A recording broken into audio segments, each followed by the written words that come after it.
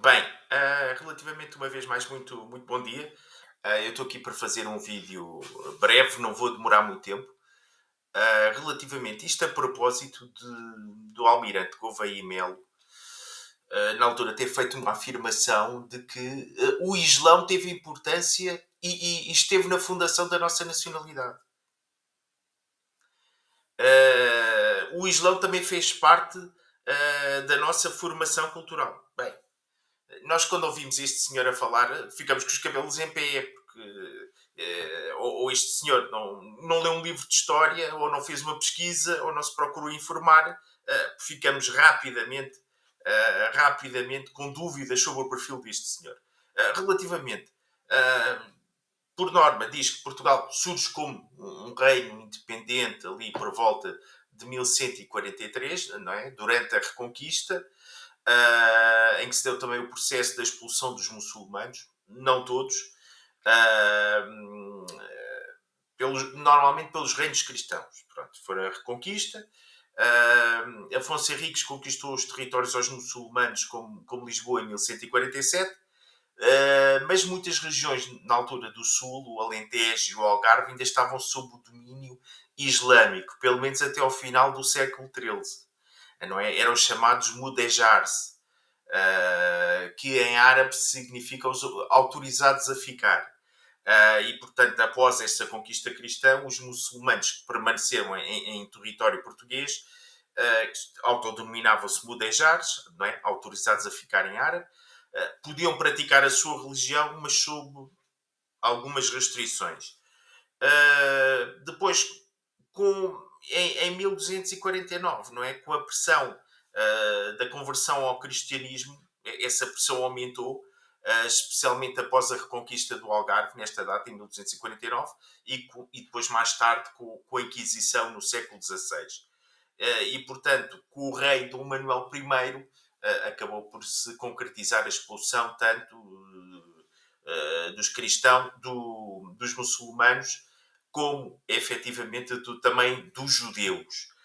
E portanto, nós ficámos cá com os mudejars até pelo menos 1249. Agora, aquilo que convém dizer é que essa influência não terá sido tanto do Islão, terá sido mais da presença árabe, a nível da arquitetura, a nível da etimologia de algumas palavras, efetivamente a nível da técnica, que a presença árabe trouxe, pelo menos na área da agricultura, portanto, houve algum legado técnico que depois deu continuidade e na altura era uma grande inovação, eles tecnicamente estavam mais avançados e essa influência, talvez através da arquitetura, também na etimologia das palavras, muitas das palavras que nós dizemos, principalmente de lugares, têm uma leitura e interpretação, têm um significado árabe, a etimologia é árabe. Muitas vezes a própria etimologia não é árabe, mas nós ficamos com a forma como os árabes a diziam. E, portanto, dizer que o Islão esteve presente na fundação da nossa nacionalidade, quando nós temos três tratados fundadores, que é o Tratado de Zamora, de 1143, e depois temos aqui a Bula Manifestis Probatum, de 1179, que foram todos eles assinados com a Igreja Católica, e em que esses próprios tratados afirmam a autoridade da Santa Sé sobre estes novos reinos criados cristãos. Estar a dizer que o Islão teve uma importância na fundação da nossa nacionalidade. Peço imensa desculpa dizer isto. É ser-se muito estúpido e muito ignorante. É ser-se muito estúpido e ignorante. E este senhor Gouveia e Melo é uma pessoa ignorante. E, portanto, eu passo aqui mais uma vez. O Tratado de Zamora, de 1143, ele faz referência ao cristianismo, pois foi firmado sobre um contexto religioso e político marcado pela reconquista cristã na Península Ibérica. E, portanto, o Tratado de Zamora de 1143 traz referências ao cristianismo. O acordo foi intermediado pelo cardeal Guido da Vico, representante do Papa Inocêncio II, e que demonstra a influência da Santa Sé na resolução dos conflitos entre os reinos cristãos. Foi a presença de um legado papal garantiu a legitimidade ao tratado, reforçando que Portugal e Leão eram reinos cristãos sob a autoridade espiritual de Roma. Ponto. E portanto, ah, portanto, tanto o Afonso Henriques como o Afonso VII de Leão e Castela selaram o pacto pela fé em Cristo e sob juramento. E portanto, que era um costume medieval que atestava a seriedade do acordo perante Deus. E portanto, o tratado visava, antes de mais, encerrar as hostilidades entre os dois reinos, entre Portugal, Leão e Castela, entre os dois reinos cristãos, para que pudessem se concentrar na luta contra os muçulmanos, a reconquista. Portanto, o Tratado de Zamora de 1143, e ele sela um acordo entre estes dois reinos e os coloca sob a autoridade espiritual de Roma. E, portanto, abre a porta para que estes dois reinos juntos continuassem a reconquista e a expulsão daquilo que eram os muçulmanos da Península Ibérica. E, portanto, e faziam referência à própria defesa da fé. Não é? A união entre os dois reinos era vista como essencial para a expansão territorial e a defesa da fé. E, portanto, estar a falar no Islão, peço imensa desculpa, é estar a brincar. E, portanto, nós temos aqui a bula Manifestus Probatum, de 1179, que décadas depois reforçou a ligação ao reconhecer oficialmente Portugal como reino cristão sob a proteção papal. E, portanto, nós temos aqui, nestes tratados fundadores, da nossa, que nós podemos dizer, da nossa nacionalidade, tanto o Tratado de Zamora de 1143, a Bula Manifestus Probatum de 1179, como o Tratado de Alcanises de 1297, as Cortes de Lamego também, tudo isto reafirma o cristianismo e coloca Portugal sob a autoridade da Santa Sé. É para estar a dizer que o Islão teve uma importância na fundação da nossa nacionalidade. Peço imensa desculpa, que vinho é que este senhor bebeu. Não bebeu do bom vinho, de certeza absoluta. E, portanto, isto era um tema que eu queria aqui trazer. Já todos estamos a ver que o senhor Gouveia Melo é uma pessoa pouco rigorosa, é uma pessoa arrogante, é uma pessoa que fala com algum tom de arrogância e de sobranceria perante todos os outros. Ele acha que nos dá uma lição, e, portanto, já toda a gente se está a perceber do perfil de Gouveia Melo. E, portanto, isto vai ser um festival de calduços no Gouveia Melo enquanto ele estiver na presidência. E, portanto, vamos esperar por mais coisas para rir deste senhor. E, portanto, nós temos aqui relativamente um engano neste senhor. E o outro tema que eu queria aqui trazer, relativamente, foi que me pareceu na altura do Covid-19, foi a questão das mortes. O confinamento no Covid-19, o confinamento teve e tinha resultados a médio e curto prazo. E, portanto, relativamente, confinar livrou-nos talvez ali no imediato de muitas mortes, mas tendo em conta e em consideração aquilo que é o longo período, não podíamos, como é óbvio, estar confinados para sempre, os países com menos densidade populacional que Portugal acabaram por depois ter menos mortes. Eu recordo que a Suécia, na altura, ia à frente em número de mortos de Portugal, e as pessoas questionavam aquilo que tinha sido as medidas sanitárias da Suécia, por não ter confinado. Mas nós, quando olhamos hoje, eu posso aqui, até junho de 2024, Portugal tinha 26 mil mortes por Covid-19. Isto sobre a Direção-Geral da Saúde. A Suécia só tinha 21 mil. E, portanto, nós temos aqui, até junho de 2024, menos 5 mil mortes por parte da Suécia. E, portanto, isto deve-se aqui. A Suécia é um país com menos densidade populacional que Portugal. É um país com, mais ou menos com o mesmo número de população, com um território maior, mas tem menos densidade populacional. E, portanto, Portugal acabou por sofrer um pouco as consequências. Foi muito austero nas medidas de confinamento, mas depois tem um handicap, que tem mais densidade populacional que a Suécia. E, portanto, a Suécia, a longo prazo, levou a melhor. Pronto, isto era outro tema. Peço aqui desculpa, beber um bocado de água, que eu queria aqui abordar.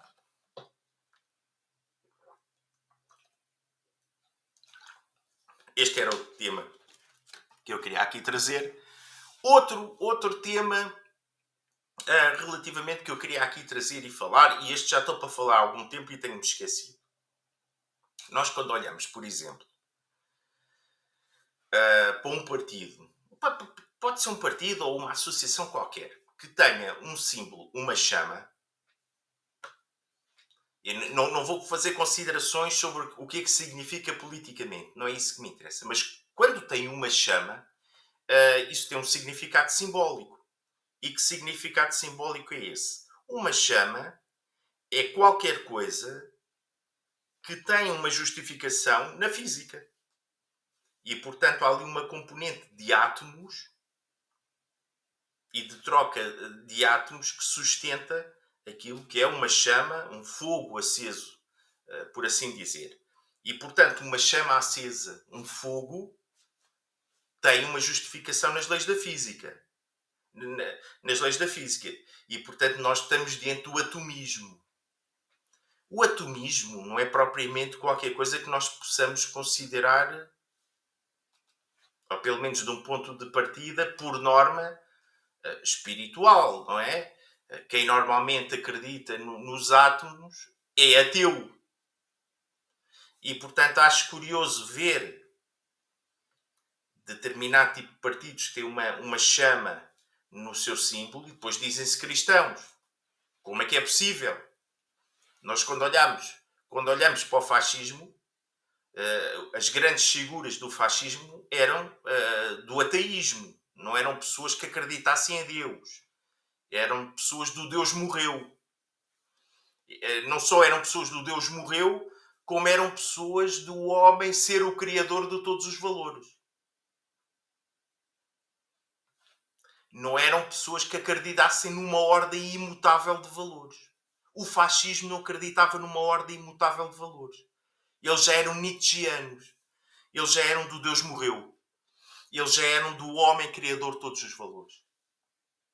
E, portanto, em parte fazia sentido a chama. A chama tem uma justificação no atomismo. Eles eram ateus. E, portanto, não era bem essa a linha de Portugal. E, portanto, é curioso ver um partido em Portugal que tem uma chama no seu símbolo e depois as pessoas dizem que são cristãos. Podem não ser, não ponho isso em causa. Mas acho curioso esta contradição. E, portanto, este era o outro tema que eu queria aqui ressalvar. Acho curioso, muitas vezes, que se faça,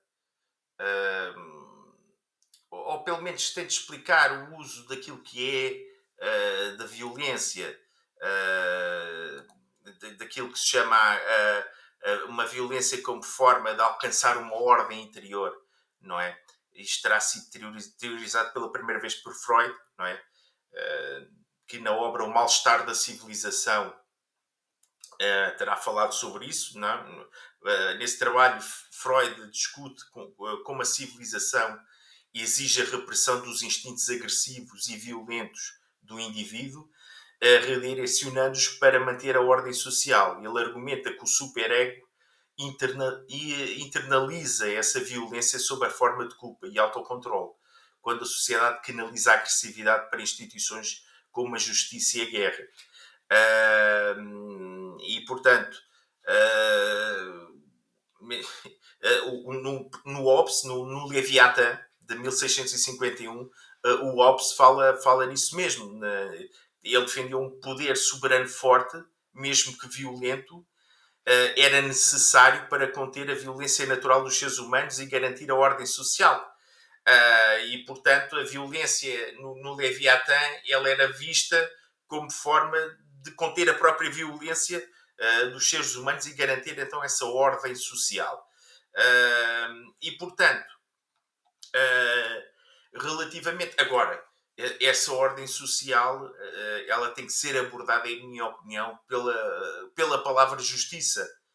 Porque a utilização da força, em minha opinião, faz sentido no uso da coercividade das leis.